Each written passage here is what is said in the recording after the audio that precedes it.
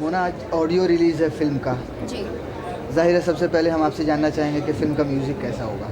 मुझे तो म्यूज़िक बहुत अच्छी लगी, इसलिए नहीं क्योंकि मेरी पिक्चर है, इसलिए क्योंकि इसमें एक बहुत ही प्यारा लव सॉन्ग है और जब भी मैं वो गाना सुनती हूँ तो मुझे मतलब दोबारा I feel like falling in love all over again. और एक पेपी सॉन्ग है, एक आइटम सॉन्ग है इसमें। It's a very fast number, dance number है। और और दो गाने हैं जो बहुत ही प्यारे हैं। तो अपने रोल के बारे में थोड़ा बताइए अब हमें। मैं एक ऐसी लड़की का किरदार निभा रही हूँ जो दिखने में बहुत ही सेक्सी है, बहुत ही स्मार्ट है, लेकिन अंदर से बहुत ही भोली भाली है। मतलब उसमें कोई मतलब वो चालू नहीं है, बहुत ही भोली है, बहुत ही चंचल है, वेरी बबली। एंड वो इतनी भोली है कि जब कोई लड़का उसके पास आने की कोशिश करता है तो वो समझ नहीं पाती है। मतलब जब कोई लड़का कमेंट पास करता है तो वो समझ नहीं पाती है।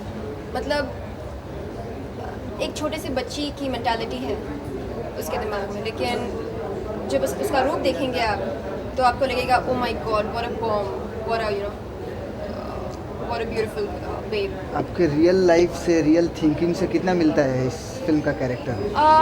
आई विश आई कुड रिलेट, लेकिन कुछ हद तक मैं रिलेट करती हूँ, लेकिन otherwise I am not as भोली भाली एज जेनी। मैं बहुत ही चालू हूँ। I know I mean when a guy acts fresh with me, I know how to teach him to treat me the right way. तो मैं उतनी भोली भाली बिल्कुल नहीं हूँ। और आज के ज़माने में आगे बढ़ने के लिए चालू तो होना ही पड़ता है, क्योंकि भोले बनकर जीने से हम आगे बढ़ नहीं सकते।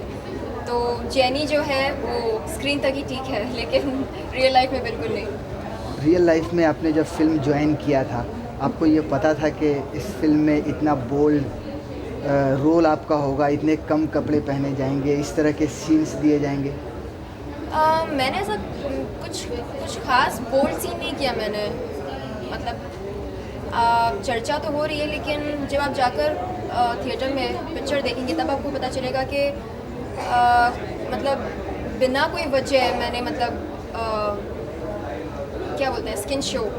I didn't do it. And every time there's a little bit of nudity. I mean, आप nudity कहो या कुछ भी कहो, every time there's a little bit of skin show on screen, there is a reason for it.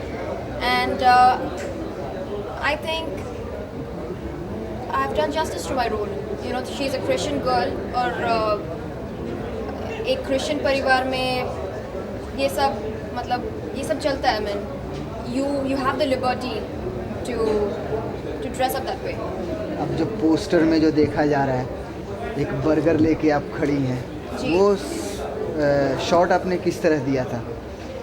किस तरह लिया था? मैंने बस 2 बर्गर लिए अपने हाथ में और I try to cover my bust line, as simple as that. आपको उस टाइम कोई हेजिटेशन नहीं हुआ इस तरह का? बिल्कुल नहीं, क्योंकि मेरे आसपास कई लोग थे और the makeup artist was there, the hairdresser was there, the photographer, his assistant, the director, and of course my family. So I don't think कि मुझे कोई झिझक या कोई शर्मिंदगी महसूस हुई। आपकी फैमिली ने किसी तरह का कोई ऑब्जेक्शन नहीं किया इस तरह के इसमें? मेरे फैमिली यानी the whole family was not there, my sister was there, तो she finds it quite cool. And मुझे भी लगता है कि जो पोस्टर है जहाँ पर मैं 2 बर्गर्स लेकर खड़ी हूँ, आप उसको सिली कहो, आप उसको फ़नी कहो, मैं मानने को तैयार हूँ, लेकिन चीप और वल्गर और चीप तो बिल्कुल नहीं है। क्योंकि अगर आप उसका एक्सप्रेशन देखेंगे, जेनी का एक्सप्रेशन वो पोस्टर में, तो it's a very Babli expression. ऐसा कोई एक्सप्रेशन है कि शी इज़ जस्ट क्या बोलते हैं उसको, जिस तरह कोई सड्यूस करता है आपको या टेम्प्ट करता है, उस तरह का एक्सप्रेशन बिल्कुल नहीं है। तो फिल्म में उस तरह का शॉट देखने को मिलेगा? उससे अच्छे शॉट्स देखने को मिलेंगे आपको। मतलब वहाँ पे बर्गर शायद फिल्म में वो भी नहीं है क्या? नहीं, ऐसा इतना बोल्ड तो नहीं है फिल्म, लेकिन उससे अच्छे शॉट्स बहुत ही कॉमेडी है फिल्म में, और लव मेकिंग सीन है, तो मोना एक चीज़ और जानना चाहेंगे आपसे, क्या लिमिटेशन है आपकी एक्सपोजर के लिए? मैं कोई किताब को फॉलो नहीं करती हूँ कि हाँ do this and don't do this and do this, you know, ऐसा कोई बुक नहीं है मेरे पास, और अगर होती तभी मैं फॉलो नहीं करती. It's, you know, if I find something, if I find some requirement genuine, I'll go for it. But if I think that it's not required, लेकिन फिर भी स्क्रिप्ट में ये है, I'll just put my foot down, come what may.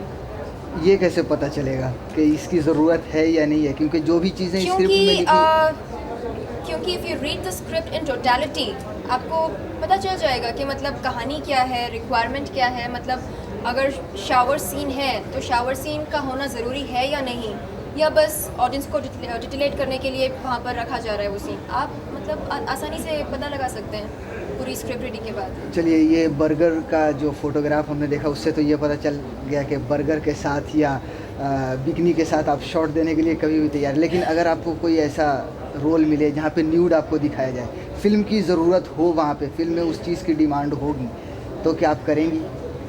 जैसे कि मैंने आपको पहले बताया, it depends on the director, it depends on the script and the genuinity of the requirement, कि कितनी जेन्युइन है वो रिक्वायरमेंट. और I think it's not a child's play, कि मतलब हर कोई डायरेक्टर एस्थेटिकली शूट नहीं कर पाता ऐसे सीन्स.